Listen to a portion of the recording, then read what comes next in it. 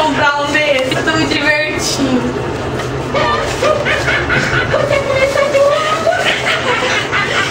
Realmente que legal.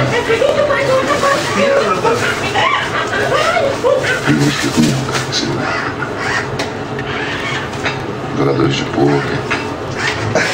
Intelectuais. Filósofos. Gostei. Cadê o vocal? Quê? Cadê o vocal das pessoas? Esse nosso clichê. Entendi o que você tá falando. Ah, mano, você olha pro lado, olha o que o cara tem na cara. Começou com liberdade de expressão. Já tem até um. Não era surreal. Eu não tava focando em nada, eu tava aqui do lado, né? Porra da bandeira, rapaz. Tô com a bandeira, cara.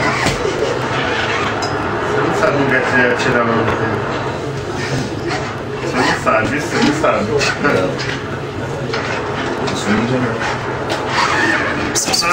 Onde é que você acha que esses caras são jogadores de poker profissional? Você não assistiu esse treino? Eu só sei que tu escolheu também, FM. Não, deixa pra lá, melhor deixar pra lá.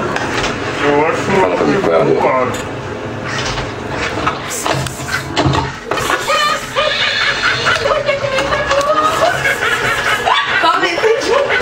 Não falei que ele fumou?